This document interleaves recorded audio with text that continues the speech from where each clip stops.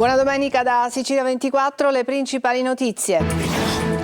Ino Ponte a Messina, in migliaia in corteo fino a Piazza Municipio, forti le parole dei leader nazionali dell'opposizione Elly Schlein e Angelo Bonelli, è un progetto sbagliato e dannoso. Appalti truccati in sanità, il Tribunale del Riesame annulla il sequestro di 80.000 euro a Totò Cuffaro. Per i giudici il denaro rinvenuto nell'abitazione dell'ex governatore non sarebbe frutto di corruzione. Palermo, la spiaggia di Mondello potrebbe cambiare volto. La regione siciliana ha avviato l'iter per la revoca della concessione demaniale alla società italo-belga. Marsala, nel Trapanese, il primo comune d'Italia per smaltimento e raccolta rifiuti, premiati il forte contrasto all'abbandono della spazzatura con più isole ecologiche e il comportamento virtuoso dei cittadini. Raduni, tornei, trasferte, la racchetta è parte di lei. La storia di Beatrice, giovanissima giocatrice di tennis in carrozzina a Marsala, 17 anni, è una campionessa. Calcio, il Palermo travolge la Carrarese da lontana la crisi, in evidenza poi Ampalo, autore di una tripletta. Con un gol di Forte il Catania vince a Picerno, torna al successo in trasferta e svetta in classifica in attesa di Benevento Salernitana. Toscano, vogliamo andare così fino alla sosta. Oggi in campo Trapani e Siracusa.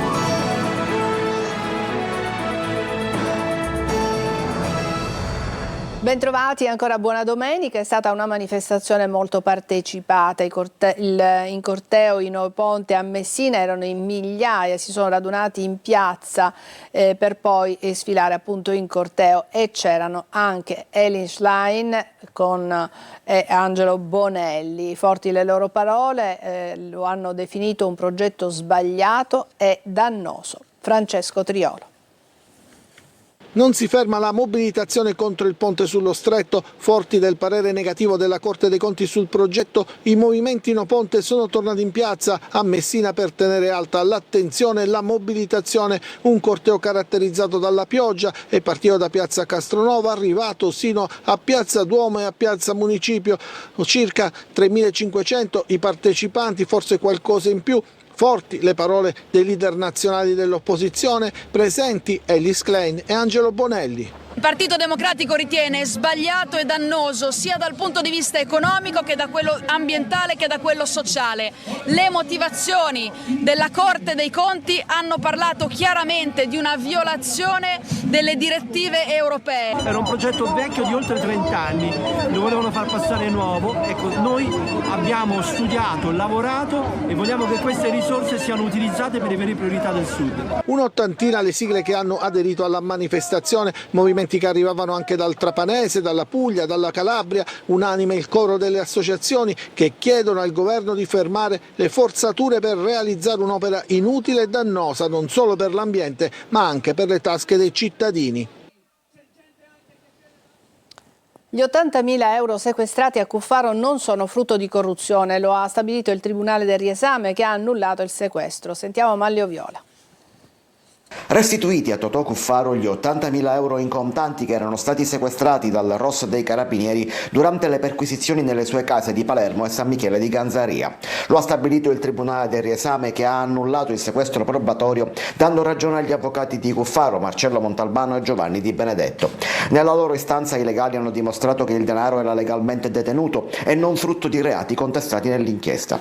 Un punto in favore della difesa di Cuffaro, anche se ancora si attende la decisione del GIP sulla richiesta di arresti domiciliari. Nell'interrogatorio preventivo l'ex presidente della regione ha scelto di non rispondere su indicazione dei medesimi avvocati, ma ha contestato anche le relazioni dei carabinieri che hanno assunto illegittimamente, secondo la difesa, sommarie informazioni. Intanto sul fronte politico la giunta regionale di governo, anche senza i due assessori DC, ha dato il via libera al completamento delle nomine di IACP, consorzi universitari ed enti parco.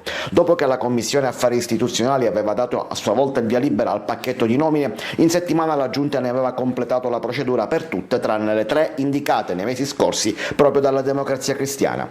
Ieri ha deciso di ratificare anche queste ultime. Così Calogero Valenza potrà ufficialmente insediarsi alla guida dell'Istituto Autonomo Case Popolari di Caltanissetta, Antonino Mangiacavallo al Consorzio Universitario Empedocli di Agrigento e Giuseppe Ferrarello potrà insediarsi come presidente del Parco delle Madonie. Restano in carcere Antonio Frasconà Filaro e il figlio Mario, coinvolti nell'omicidio di Giuseppe Di Dio, di 16 anni, ucciso il 1° novembre a Capizzi, nel Messinese. A sparare sarebbe stato Giacomo Frasconà, l'altro figlio di Antonio, che avrebbe voluto colpire un altro giovane per alcuni screzi avuti in passato. Il presunto assassino, durante l'interrogatorio di garanzia nel carcere di Enna, ha scagionato il padre e il fratello e su questo aspetto si sarebbe basato il ricorso del legale, ma al termine della Camera di Consiglio i giudici del Tribunale della Libertà di Caltanissetta hanno respinto il ricorso. I 3 così restano in carcere. La regione siciliana conferma di aver avviato la procedura di revoca della concessione demaniale della spiaggia di Mondello alla italo-belga e descrive il modo in cui cambierà il volto il lungo arenile dei palermitani. Mario Viola. Dopo l'avvio della procedura di revoca della concessione della spiaggia di Mondello alla società italo-belga immobiliare, il lungo arenile dei palermitani potrebbe cambiare volto. Il comune di Palermo ha infatti trasmesso alla regione il PUDM, ovvero il piano di utilizzo del demanio marittimo, una procedura che non ha nulla a che vedere con la italo-belga ma che prevede lo spezzatino della spiaggia. Il demanio marittimo di Mondello viene diviso in 14 lotti, 7 di questi andranno a bando per la concessione come spiagge attrezzate, altri 7 lotti saranno destinati a spiaggia libera. Quando dunque la concessione andrà a bando, tutto cambierà, a prescindere dalla polemica sulla italo-belga. Intanto anche la regione conferma di aver avviato le procedure di revoca della concessione, ma non dopo la relazione della Commissione antimafia. L'avvio della procedura risale al 18 novembre e il 27 novembre scorso l'assessorato al territorio e ambiente ha aggiunto altri motivi di contestazione dopo aver ricevuto la relazione della Commissione regionale antimafia. Si dicono increduli dalla italo-belga, in una lunga nota snocciolano i motivi per cui ritengono assurdo quel che sta avvenendo e parlano di una campagna di delegittimazione ordita sulle spalle di 250 famiglie. Non resteremo in silenzio di fronte a rappresentazioni che riteniamo ingiuste. Nel rispetto delle istituzioni presenteremo le nostre osservazioni e controdeduzioni nelle sedi competenti, riservandoci ogni opportuna iniziativa a tutela della società e confidando di poter ristabilire una lettura corretta dei fatti, dicono. Si preannuncia dunque una lunga battaglia anche nei tribunali. Il contrasto all'abbandono dei rifiuti con più isole ecologiche e compostiere di comunità, il comportamento della stragrande maggioranza dei cittadini e una buona politica hanno premiato il comune di Marsala, primo comune in Italia per smaltimento e raccolta rifiuti. Laura Spanò. Ammonta a quasi 600.000 euro l'importo che l'assessorato regionale all'energia, diretto da Francesco Colianni, ha assegnato al comune di Marsala per la raccolta differenziata dei rifiuti per il 2024. Se da un lato la regione ha riconosciuto gli stracosti sostenuti per lo smaltimento dei rifiuti raccolti nel territorio marsalese, oltre 294.000 euro, dall'altro l'amministrazione Grillo ha ricevuto la somma di quasi 300.000 euro per i risultati raggiunti lo scorso anno, 77,98% di raccolta differenziata, una percentuale che colloca la città di Marsala al primo posto tra i comuni con oltre 50.000 abitanti. Questa è una grande soddisfazione per la nostra comunità, innanzitutto per i cittadini che ogni giorno si adoperano per favorire l'economia circolare. Il premio conseguito è il giusto riconoscimento anche per le ricadute che lo stesso potrà avere sui tributi. L'auspicio è che negli anni a venire si possa ancora fare di più, migliorando sia la percentuale del 78%, sia la qualità della stessa selezione, sia anche il decoro della nostra città. Un risultato frutto del sano comportamento della maggioranza dei cittadini che hanno a cuore il decoro della città, ma anche al lavoro svolto in collaborazione con la Formula Ambiente, grazie al quale restano sempre più isolati quanti non rispettano le civili regole per tenere pulito il territorio, puntualmente sanzionati grazie alla videosorveglianza. E dalla virtuosa Marsala alle sacche di inciviltà che deturpano le strade di Catania. È stato inaugurato un murales con il volto di Agata. L'obiettivo è riportare ordine e pulizia. Tonino De Mana. Il volto è l'immagine di Agata per combattere gli zozzoni, l'arte in soccorso dell'inciviltà. Agata per Catania, ambizioso progetto per una città più bella e soprattutto più pulita, parte da Viale Medaglie d'Oro 4. In questo spazio, dove la bellezza cattura lo sguardo, fino a poco tempo fa c'erano cumuli di spazzatura. Persino la scalinata che vedete era off limits. Abbiamo ideato questo progetto per cercare di sensibilizzare il catanese a non buttare la spazzatura per strada. Fino a qualche mese fa qui sorgeva una piccola discarica e ora cercheremo, con l'aiuto della Santa, si spera di evitare che ciò si riproponga. Quello che può essere occupato dalla spazzatura, come vedete, può essere arte. Protagonisti dell'iniziativa Comune di Catania, Gema, Multiservizi, Clean Up Sicilia ed il collettivo Male Tinte. È un invito questo nostro murales all'amministrazione a prendersi responsabilità e cura dei quartieri più lontani dal centro. Agata è assolutamente un simbolo di autoaffermazione e di autodeterminazione. Ha detto no a quello che non voleva, sostenendo se stessa e quello in cui credeva. Allora Agata che sia per noi ancora una volta oggi, come tutti i veri simboli, non solo una cosa da venerare ma da mettere in pratica, che ci porti a vivere ogni giorno in una maniera degna. Accanto al murales una microdiscarica prontamente rimossa dagli operatori Gema, che ha comunque sollevato indignazione e un po' di imbarazzo tra i presenti. Pochi minuti ed arte e bellezza però riprendono il sopravvento in nome di Agata, di Sant'Agata. Adesso una breve pausa, ci vediamo tra poco.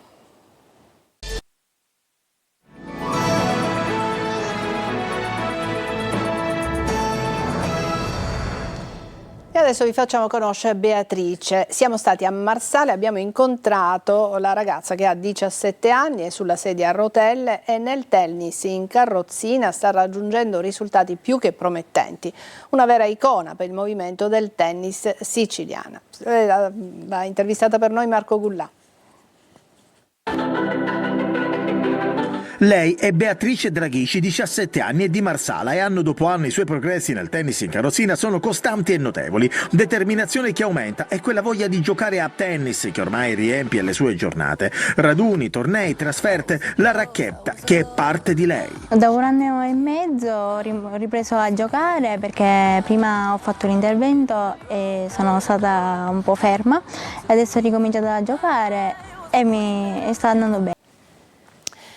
Si intitola semplicemente Etna ed è il libro del fotografo Massimo Siragusa con un testo della scrittrice Giovanna Giordano, edito da Cavallotto, un modo diverso di raccontare il vulcano.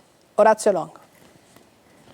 Il vulcano come esserci sopra, ascoltandolo, respirandolo, guardandolo, immortalandolo, come ha fatto Massimo Siragusa, fotografo professionista che vanta pubblicazioni nel mondo, dal New York Times Magazine a Le Monde a Marie Claire. Etna, il titolo del libro fotografico edito da Cavallotto, presentato nella sala del Consiglio della Camera di Commercio a Catania. La prima volta che ho vissuto l'Etna in questo modo, è la prima volta che ho scoperto un cambiamento nel mio fisico che è dato dagli incederi, dall'andare, dal processo di avvicinamento nei confronti del vulcano che mi ha trasformato.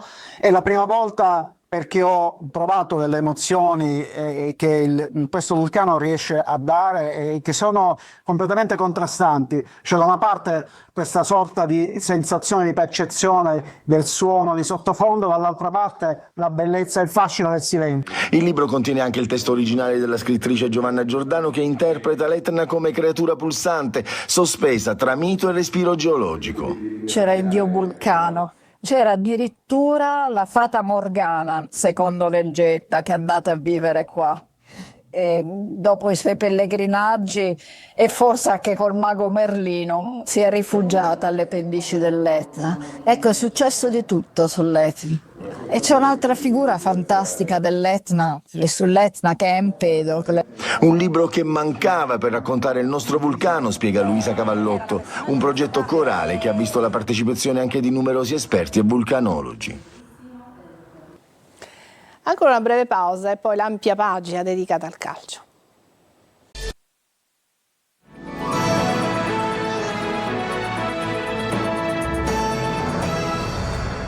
Ed eccoci al calcio, partiamo dalla Serie B. Il Palermo travolge la Carrarese da allontana la crisi, tripletta di Poyampalo, a segno anche Segre e Palumbo.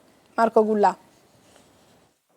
Una manita alla crisi, il Palermo torna alla vittoria al Barbera, goleata Rosanero 5-0 alla Carrarese, 3 punti che rilanciano i siciliani. Una partita praticamente perfetta, quella della formazione di Inzaghi, trascinata anche dal killer instinct Poyampalo, autore di una tripletta. Se sarà la vittoria della svolta lo scopriremo solamente nelle prossime giornate, ma di certo c'è che il Palermo ha risposto presente e ha annichilito la Carrarese. Inzaghi tiene ancora in panchina Brunori, dentro l'Eduaron assieme a Palumbo e Poyampalo. Primi minuti di equilibrio, succede poco. Il Palermo però si tiene costantemente in avanti, al 25esimo la sblocca. Ceccaroni da sinistra, serve Poyampalo, giocata intelligente dell'attaccante Persegre che scarica un destro preciso con palla che si insacca all'angolino. Il Palermo morde, la Carrarese non reagisce, il raddoppio arriva al 44esimo con Segre che questa volta si trasforma in uomo assist per Palumbo, colpo di testa vincente sotto la traversa, primo gol per lui con la maglia del Palermo.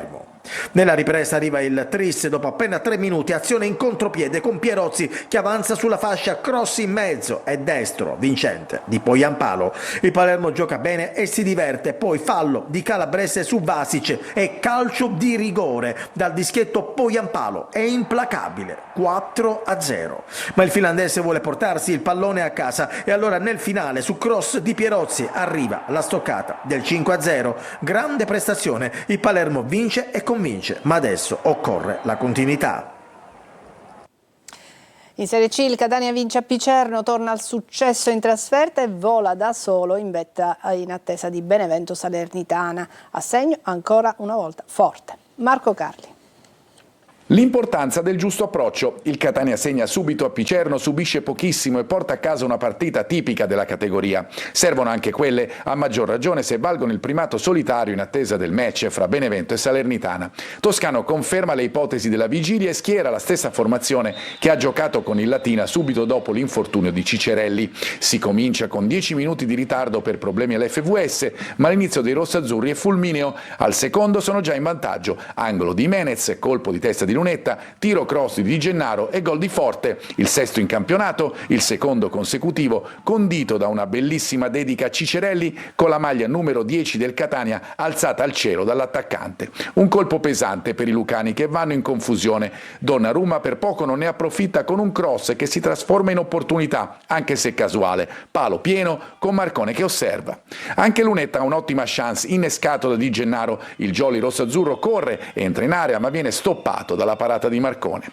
In campo c'è solo il Catania che vola in transizione, forte per Lunetta che allarga per Jimenez, palla in mezzo per Casasola, la sua conclusione che sarebbe finita fuori viene messa in angolo. Il primo squillo dei padroni di casa arriva solo alla mezz'ora con Cardoni che trova la respinta di Dini.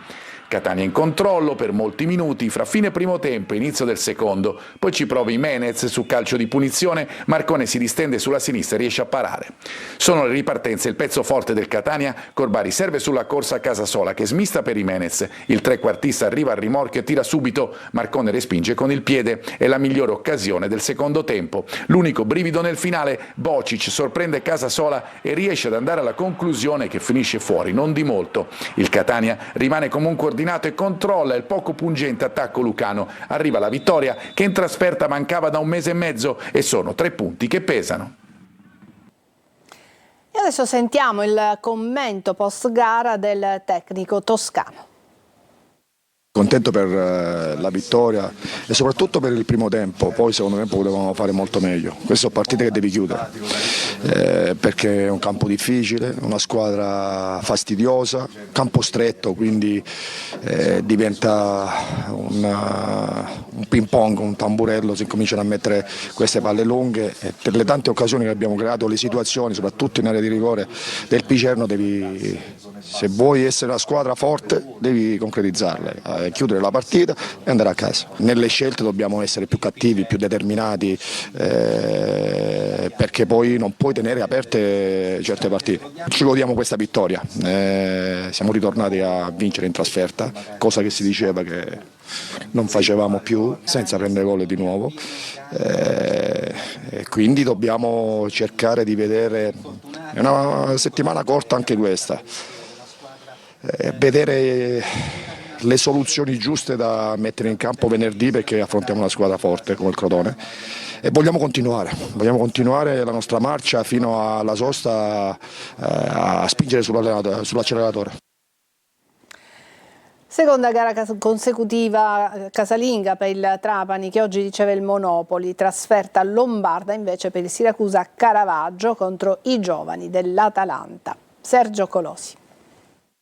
Per Trapani e Siracusa può essere la domenica della svolta. Un eventuale successo per i Granata sarebbe il quinto in 6 giornate e per gli azzurri il terzo in 4, darebbe slancio e continuità ai rispettivi obiettivi di play-off e salvezza diretta. Il Trapani ospita al provinciale il Monopoli e punta al sorpasso sui pugliesi nella prima metà della classifica. Ci siamo preparati, abbiamo studiato bene il Monopoli in settimana e quindi abbiamo organizzato un piano gara, un piano tattico importante per cercare di colpirli nei punti deboli e sfruttare quelli che sono i loro lati negativi e stare attenti in quelle che sono le loro cose migliori, che chiaramente sono tante per una squadra che da più anni lavora sempre con lo stesso allenatore e ha chiaro e bene in mente i principi. Squalificato Sheleghin, assenti Nicoli in fase di ripresa e Kirwan, convocato Canotto. Partita dal grande peso specifico anche per il Siracusa, che al comunale di Caravaggio contro l'Atalanta Under 23 può avvicinare il gruppo in corsa per la salvezza diretta.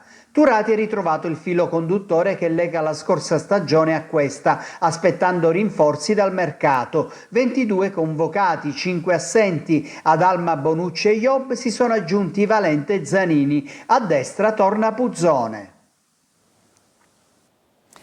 Ci fermiamo qui, è tutto per questa edizione di Sicilia 24, prossimo appuntamento alle 14. Grazie per averci seguito, buona domenica.